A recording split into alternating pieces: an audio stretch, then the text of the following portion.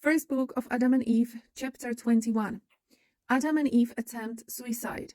Then Adam and Eve went in search of the garden, and the heat beat like flame on their faces, and they sweated from the heat and wept before the Lord. But the place where they wept was nigh unto a high mountain, facing western gate of the garden. Then Adam threw himself down from the top of the mountain.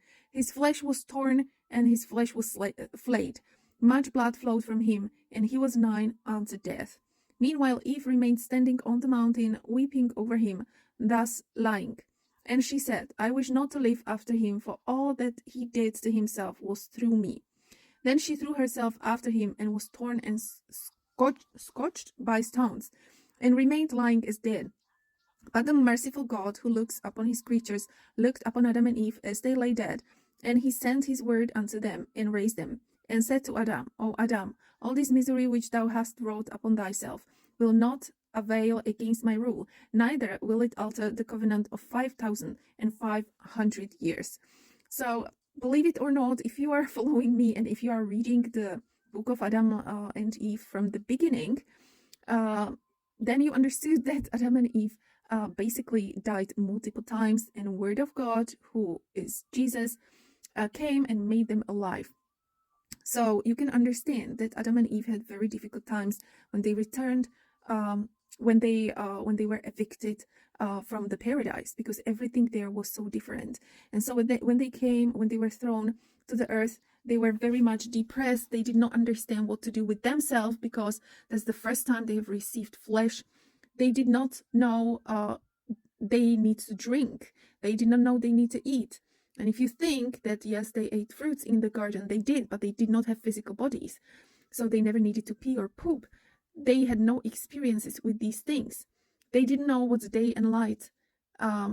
They could not understand basic things which we understand. So just like when you imagine literally little babies or little children, when they don't understand certain things, and then there are parents who are supposed to teach them right from wrong. So that's pretty much what Adam and Eve were and how they felt.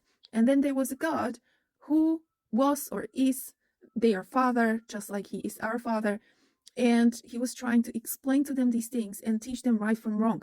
Unfortunately, nowadays behavior of the parents and people who have kids is the right opposite. They want to be friends with kids, and they just leave them to do whatever, because apparently kids knows better. They don't know better. They need a teacher. They need a teacher who will teach them what is right from wrong. So if you have kids and you just leave them to figure things out, well, they will, if there is nobody to tell them, hey, what you do is wrong, how such a child is going to know that it is wrong? And just like nowadays kids, they are trying some tricks on the parents to get what they want to get. Like they are crying, they are making scenes, and so on.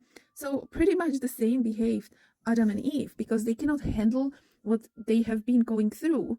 So just like the kids nowadays, when you are in the shop and they just fall on the ground and start to scream and be nasty because they want you to buy something and you will say no. So pretty much the same thing was doing Adam and Eve. And God always made them alive. And he said, yo, you can do whatever you want, but I am not going to be weak. And I said that you can go back to paradise after 5,500 years, and that's how it's going to be. No matter what you're going to do, I will not back off from my promise.